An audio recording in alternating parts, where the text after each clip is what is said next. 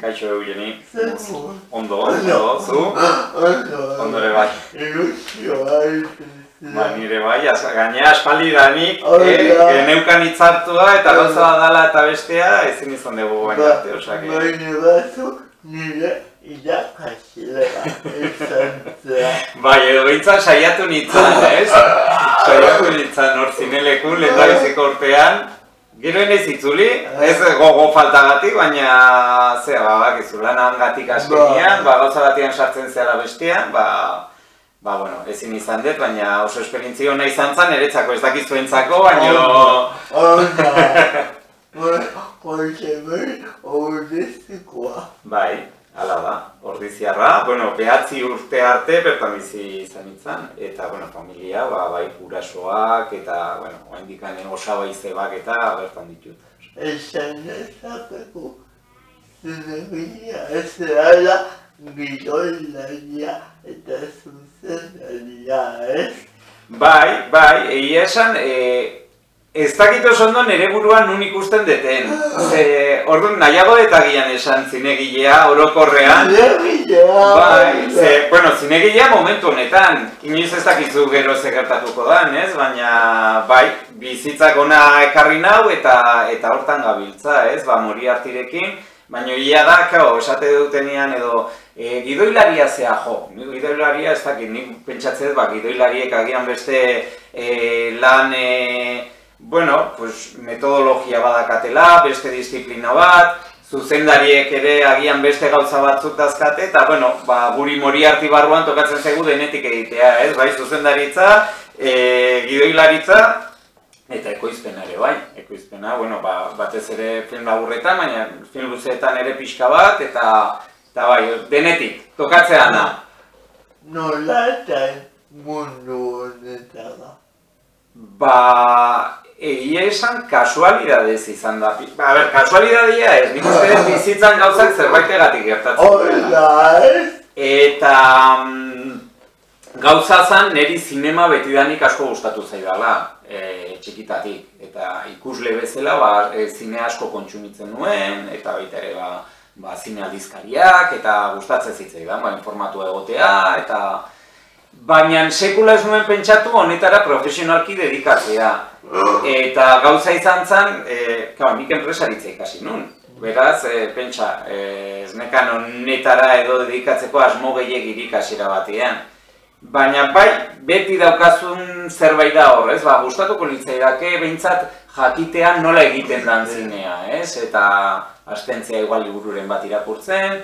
Eta behin karrera amaitu nunean, hemen Urnietan zeon zine eskola bat, hori da, Sarobe, eta tamalezia ez dago, baina momentu hartan zeuzkaten edo eskaintzen zituzten urtebeteko kurtsoak, ez? Eta zan pixka bat, zinea bere, orokortasunean ez dakit, baina, zan pixka bat, zinearen arlo desberdinak edo urte batean ezagutzeko, aukera ematen zizun, kurtso horrek. Eta orduan esan nun, behin karrera amaituta, beste batzuek masterrak egite dituzte, zeratik ez dut probatuko nik hau, ez? Eta probatu baina esate dizut, pixkat jakitearren nola zan barrutikan, baina ez da ere ez nekan gero, edo ez nun pentsatzen gero honetara, ez? Edo honetan lan egingo nuenik. Eta bertan, Saroben sartu nintzanean, ezagutu nituen, beste Moriartyk ideak, ez? Moriarty da gure produktora, eta bertan hasi ginen, hasieran hori, ez? Kurtsoko ikaskide bezala, eta behin kurtsoa amaitu zanean, edo amaitzen zehonean, ez, nik uste Xabi Berzosak eta Jon Garainok batez ere planteatu zuten haizu. Zeratik ez hau amaitzen danean ez dugun jarraitzen ez gauzak egiten, ez? Eta azkenean Saroben bai egiten zian 3 praktika, baina jende asko gehatzen zen bere proiektua edo gauzatzeko gogokin, ez? Eta orduan esaten genuen, gutako bakoitzak bazuen bere gidoi kutxun bat, edo agian ez, nik ez nekan momentu hartan gidoiik, baina bai esaten zenula, gustatuko litzaidake ez, nik idatzitako zerbait zuzentzea, eta orduan esan genuen, zeratik ez gea elkartzen, eta bueno, pues, proiektu bakoitzak izango luke lanpostu edo postu desberdin, ez? Proiektu batean zu izango zinake zuzendaria, hurrengoan ekoizlea, hurrengoan zuzendari laguntzailea, eta horrela joten ginen rotatzen, ez? Gure funtzioetan. Eta hala hasi ginen, momentu hartan, claro, gaur egun edonor daka horrelako kamera bat, baina momentu hartan etzan hain orokorra, ez? Edo agian kamera bai, baina gero nola editatzeko eta softwarea eta gaur egun edonork eduki dezake etxean, momentu hartan etzan hain erresa, ez? Eta bazegoen, eta badago Donostian Larrotxene kulturetxea, eta horra hasi ginen gure gauzak egiten. Bertan kamerak usten zizkiguten, gero editatzeko premier bat bazegoen, momentu hartan iruditzen zitzaigun kriston kriston altxor teknologikoa, ez? Eta orduan lehendabiziko urtean, ez, behin Sarobe amaituta, hasi ginen bakortuak egiten, eta hor Larrotxenen, eta gero ja sortu genuen Moriarty, ez? Baina izan da pixka bat, nik beti esate, bizitzako nera eraman nau, ez? Etzan nere aldetikan behintzat oso planifikatua zegoen zerbait, ez? Gauzak gertatzen jundia eta honea iritsigia, ez? Esan dezu, enpresaritza ikasen zenula, edo kiruzu aukerarik nahi zeta zinemaga dedikatzen bukatu, edo kiruzu aukerarik enpresaritza lan egiteko. Bueno, egin ditun praktika batzuk. Behin enpresaritza amaitu nunean, justo uda hortan, Saroben hasi aurretik, honintzan publizitate agentzi batean, praktiketan. Nola ditzen, nire postua zen, ejecutibo de cuentas, baina, bueno, da, komertziala bezala edo, bueno, hori, junbarratzen bezeroen enpresetara, eta, bueno, beraiek zer nahi zuten, Arista zen publizitate agentzia, eta egiten zituzten asko web orriak, edo zan justo orduan web orriak eta internet eklosionatu zuen momentua, ez? 89an edo, eta bezero asko zituzten horrekin, ez? Orduan zan pixka bat haiekin komunikazioa mantendu, zer nahi zuten, zer ez. Baina, bueno, ez dakit oso ondo egin nuen ere lana praktikak zian, eta egia esan hori amaitutakoan sortu zen Saroberen aukera, ez? Egin dituzu, handa proiektu, bai laguntzaileak eta bai filuzak. Zer izan zuen lehenengo lan? Bueno, Saroben praktika bat zuzendu nuen, eta baita ere egin zen praktiketako baten gidoian idatzi nuen.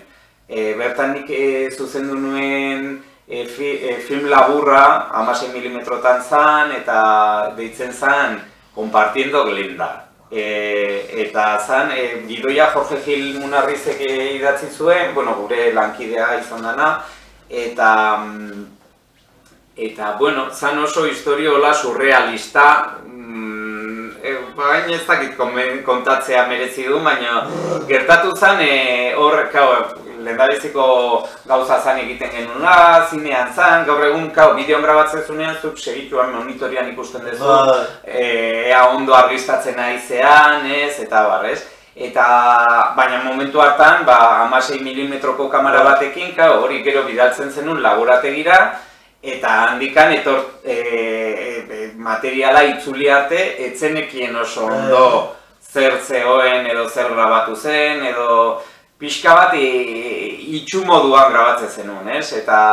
Eta gertatu zen gero laborategitikan, ja rebelatuta pelikula bidali zutenean, brutoak esaten dana, ez, material guztia, ikusi gunen oso iluna zeola, baina oso iluna. Bai gurea eta bai beste praktika batekoa ere bai, eta, izan zen pixkat pena, ez? Baina, azkenian ikasketa bat zan, eta hori izan zen, zuzenduriko lehendabiziko kortua. Nik saroben sartu aurretikan ez nun sekula ezer egin, orduan horri izan zen nire bautismoa, ez? Eta baina, bueno, praktika moduko bat zen, eta gero ja, behin Moriartyrekin hasita, bai egin genula, ez dakit, interneteko lehiaketa baterako zerbait txikia, ez? Korto txiki bat, oso motza mikrokorto bat ditzen zana, eta gero, kortola ja, nolabait nik behintzat nire lehen kortua edo gehiago kontsideratzen dena tercero B izan zen. Tercero B izan zen, Moriartyrentzako baita ere apostu bat, ze ordura arte Larrotxenekin egiten genituen kortuak, eta proiektu horrekin esan genuen, guazen pauso bat aurrera ematea, ez? Eta guazen pixka bat, kortu bat, agian modu profesionalago batean egitera, ez? Eta alkilatu genuen kamara hobeago bat, diru laguntzetara aurkeztu ginean, diru laguntza bat eman ziguten, eta orduan ja, proiektu handiago, aktore profesionalak ere, aurretikan ere aktore profesionalakin lan egin genuen, ez? Baina kasu honetan, Blanca Portillo hartu genuen, Blanca Portillo momentu horretan, baina antzerkian dabil gehiago, baina momentu horretan oso ezaguna egin zan baitere 7 vidas seriaren gatik, gero justo, zebile momentu horretan ikusentzunezkoetan eta asko sartzen, ez? Gero hortikan urte gutxira intzune Almodovarrekin film pare batean edo lana, eta orduan berak nahi zuen nolabait, momentu hartan beraz egon 7 vidasengatik komedian oso enkasillatua. Eta orduan eskaini egin nion proiektu bat non bera papel nahiko edo pertsonaia nahiko dramatikoa zuen. Thrillerra zan, baina bere pertsonaia ere drama asko zekan, ez? Eta orduan oso interesatu egon zan, eta ona etorri zan, hori gauza hauek beti eskertzen dira, ez? Aktorei batez ere nola implikatzen dian baita ere hasi berrien proiektuekin, ez? Eta kasu honetan, izan genitxun, Ramon Agirre, Blanca Portillo eta gero ere Maribi Bilbao momentu hartan nahi zala, ez dakit, eundaka film labur egiten, ez? Ezaguna zan ja, baina nik uste gero askoz ez ezagunagoa egin zala Akinoekin Biba, La que sabezuna serieekin, ez? Eta egia esan gozada bat izan zen hiru aktore horiekin lan egitea lehendabiziko korto batean, ez? Nera bidala eta nera pixkat gure Josemai pipatuta geldukoa. Beldura bat egiazu. Lasai. Zuk ez dune egin nahi korto bat nungeak animaitu zintuela eta eskerak ala izan zen film batekin. Hau izango zen, tercero berekin, Loreak. Bai, Loreak, Loreak izan zen, nik hasieran esaten, film labur bat. Film labur bat, nik esan dut. Karo, nik hau Aitor Arregiri komentatu nion, badakator film labur bat egiteko ideia bat, eta kontatu nion, ez? Hasiera horretan askoz ez simpleagoa zen ideia, zen emakume batek deskubritzen du bere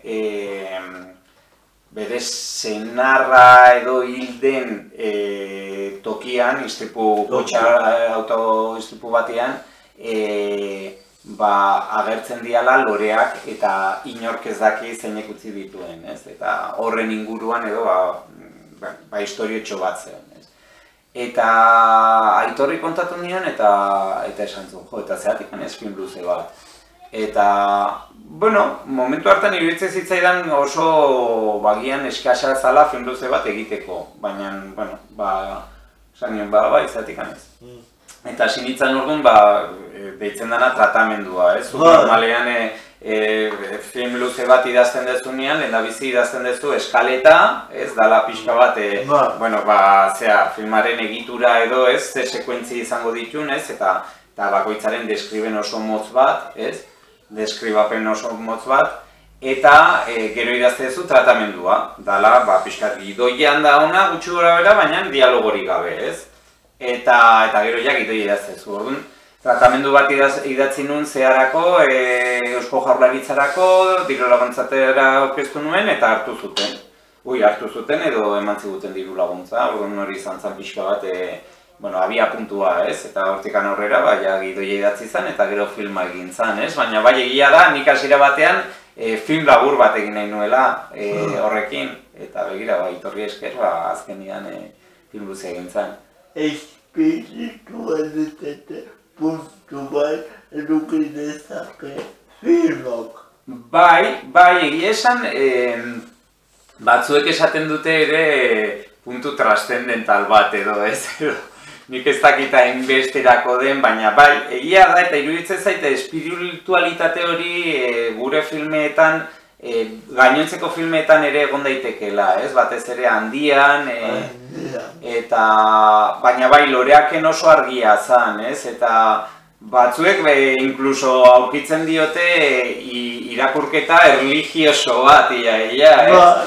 Ni pertsonalki enaiz erlijiosoa, baina bai egia da, badakala pixka bat edo pentsarazten zaituela, ze geratzen dan pixka bat, edo gu hiltzen garenean, zerekin gehatzen dan jendea, edo zer partekatu duen jendeak, bai, eta azkenean, bada baita ere jendeak zurekiko gordetzen duen edo oroitzapena bada nolabait zuk bizirik jarraitzeko modu bat, edo azkenean nik uste dut loreak horri buruz hitz egiten duela pixka bat, bada hor pertsonaia bat Itziarra Aizpururen pertsonaiak ez den baino gehiagotan esaten dula ez gehala hiltzen, gutaz hasten diren arte, eta, norbait baldin badago gutaz oroitzen dana, gu nolabait bizirik jarraitzen dugu, ez edo. Nik uste hor dagoela pixka bat filmaren espiritualitatea, ez?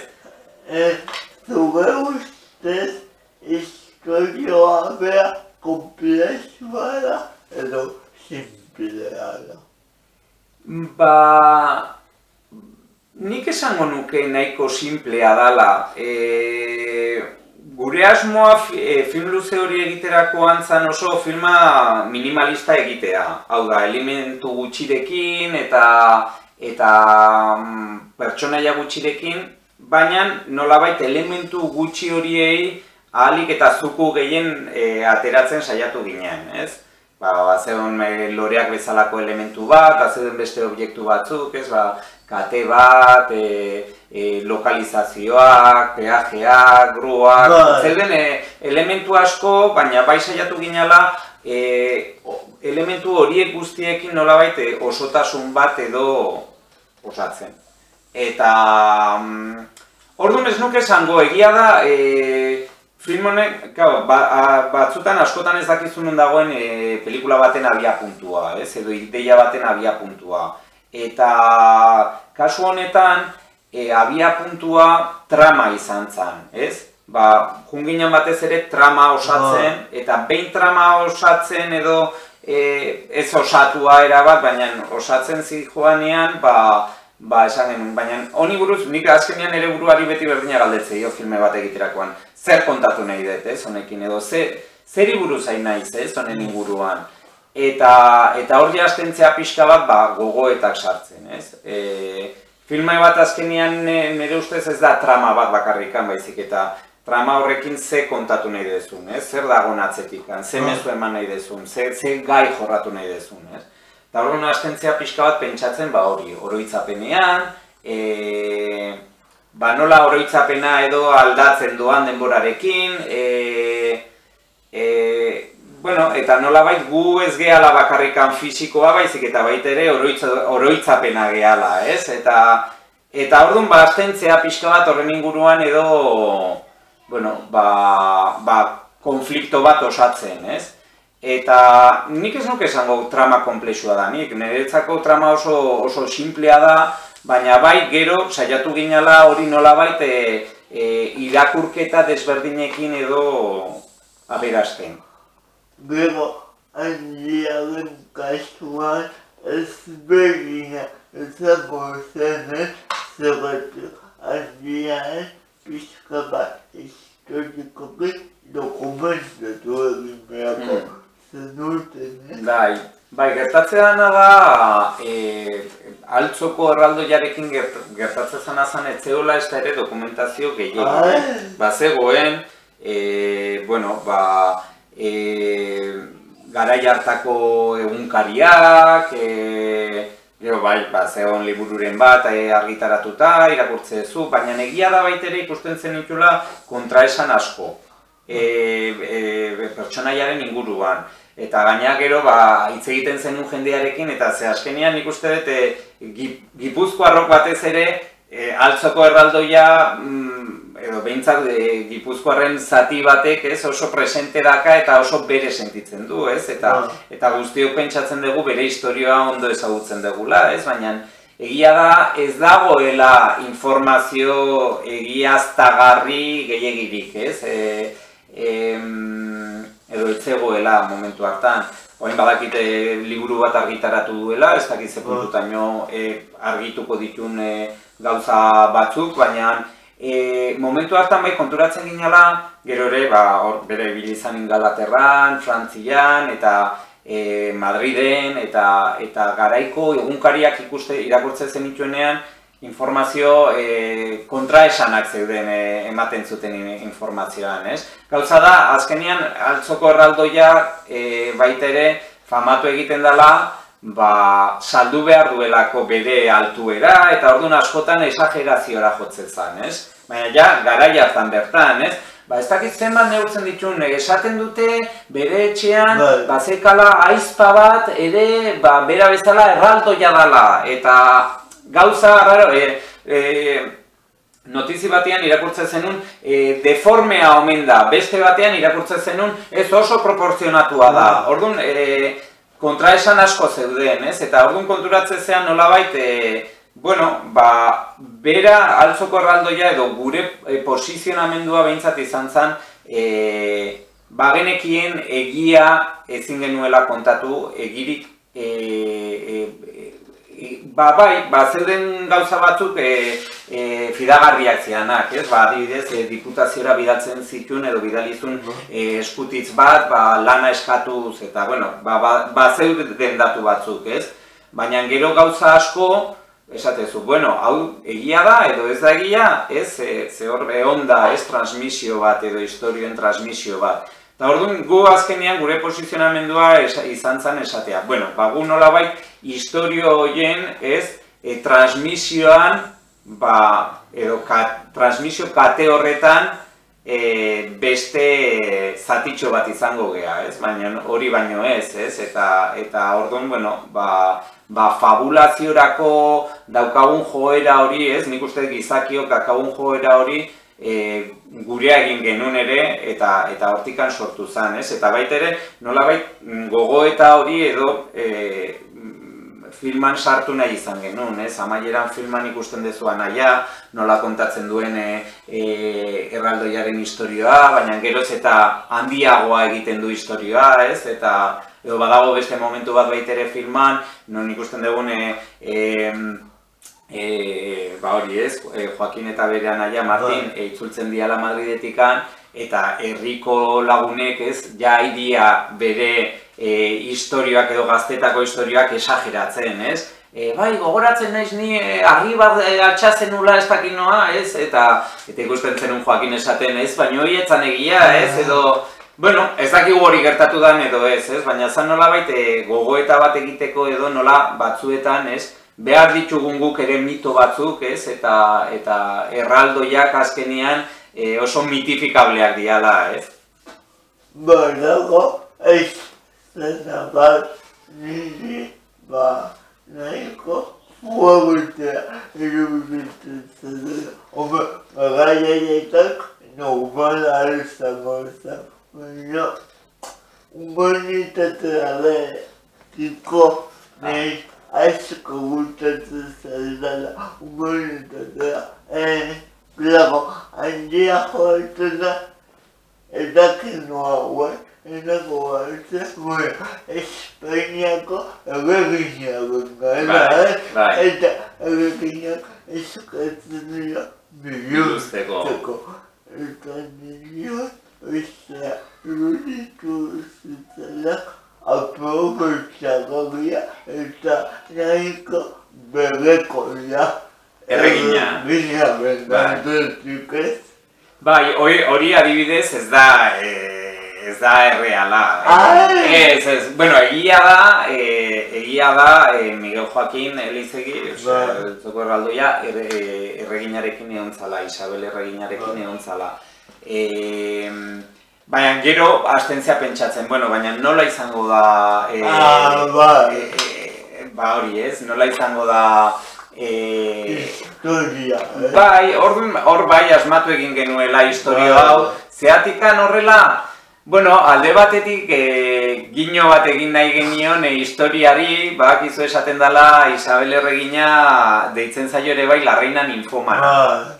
Eta orduan, bueno, iruditzen zitzaigun kuriosoa, ez ja hor jartzea, bueno, iluzik ikustearen edo interes hori, baina baita ere zan modu bat sartzeko gauza bat nik uste dut jende asko galdetzen ziguna, ez? Guk ez dakagu erantzuna, baina esaten zigun, bueno, hau pixka bat igual da, baina eta danazun handia, edo bakizu, totakeria bada, baina hori jende guztiak esateu, ez? Eta orduntzan nolabait, bueno, jendearen edo kuriosidade hori edo nolabait pantailan ere ipini, ez? Eta erakutsi, bueno, ez noski erakutsi, ze guk ez dakigu dana zuen edo ez zuen handia, baina behintzat erakutsi nola kuriosidade hori garai hartan ere egon zitekeen, ez?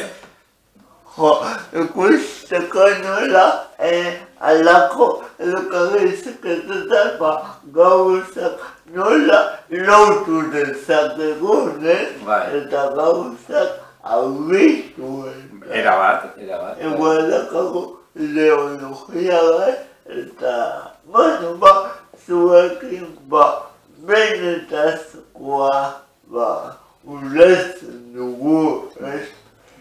Bueno, eta guai, egin dezue, trinxera, Bai, la trinxera infinita. La trinxera infinita. Zer da esan bada dituke. Bai, bueno, la trinxera infinita da, bueno, azkeneko urte terdian edo lantzen egon gehan filma. Film luzea da, film luzea ez bakarrik largometraje bezala, baizik eta film luzea gehatu zaigu, 2 ordu terdi ingurukoa. Bai, bueno, ez dakit, batzuek beldurtu egiten dira iraupena esaten dugunean, baina, bueno. Badaude iruoruko pelikulake. Bai, eta hori esate diet, nahi esate diatenean, baina ze luze eta esate, bai, baina gero jungo zeate Vengadores ikustea eta horrek 3 urte iraute ditu, ez? Hombre, hau ez da Vengadores, noski, baina filma Andaluzian eginda eta hitz egiten du pixka bat topo baten historia da, satorra esan da daiteke, satorrak zian edo topoak deitzen zaie, gerra zibilean, edo gerra zibila amaitu zanean, bueno, zerbait gertatuko litzaieken edo beldurrez, beraien etxean gehatu zen jendea, ez, izkutatuta. Hori da, ez, beraien etxeetan jende asko izkutatu zen, batzuek agian hilabete batzuk eman zuten izkutatuta, beste batzuk urte gutxi batzuk, baina egon zan jendea 30 urte eman zuna izkutatuta. Orduan, bueno, Irusoin guk normalean Moriartin gure filmak beti koprodukzioan egiten ditugu Irusoinekin, ez, hemengo beste enpresa batekin. Eta Irusoineko hain dela urte batzuk ekoiztu zuen Andaluziako beste produktora batekin 30 años de oscuridad deitzen zen dokumental bat. Eta bertan agertzen zian topo edo sator desberdinen historioak. Eta nik dokumentala ikusi nunean esan hemen nik uste filmea bat egon daitekeela, ez? eta erabaki genuen orduan, Luiso Verdejo gidoilaria, Donostiarra da bea, baina Los Angelesen bizi da, implikatu genuen proiektuan eta berarekin batera hasi ginen gidoia garatzen. Eta erabaki genuen topo edo sator fiktizio bat sortu, hau da, kasu desberdinak edo irakurri ostean eta ezagutu ostean, nolabait batetik eta bestetik gauzak hartu, gero fikzioa ere sartu, eta azkenean, beldurrari buruzko istorio bat kontatzea, edo azkenean nik uste filmaren gaia batez ere dela, beldurra eta batez ere pauso bat aurrera emateko beldur hori, edo horri buruzko filma da, jende honi gertatu zitzaiona izan zen, hasieran beraien etxeetan geratu ziala izkutatuta pentsatzen, egoera hau normalizatuko da, hasieran gerra zibila amaitu zanean, fusilamendu asko egon zian, eta jende asko, ja ez gerra zibilian baizik eta ostean jende asko hil zan, orduan, jendea geratu zen beraien etxeetan izkutatuta pentsatzen, hau segituan pasako da, edo laster pasako da, gero gerrate mundiala etorri zan, orduan esaten zuten, aliatuek irabazten badute, ez dute utziko Franco gobernuan egotea, eta orduan beti zeon esperantza bat, Eta orduan denbora juntzan luzatzen, eta beraien beldurra geroz eta barneratuagoa egoten, geroz eta barneratuagoa zegoen. Hau da, hasieran agian mehatxua oso argia eta oso presente zegoen, baina gero zerbait sotilagoa bilakatu zen, azkenean agian mehatxua ez zegoen hain argi, baina beldurra hain zegoen zure barruan ez zinala kapaza, zure etxetik ateatzeko, Orduan filmak pixkat horri buruz hitz egiten du, Ikusten aldean, berduzen baria, bihurutari, eta zei hau loa, ikusten aldean. Nik uste ikusi duen jendea guztua gehatu da, gu pozik gaude filmarekin, eta, azaroan estrenatuko, azaroan ez, urriak 31an estrenatuko da zineetan, eta horretikan ikusiko dugu zinemaldian, edo baina hori hendikan ezin da esan, así que...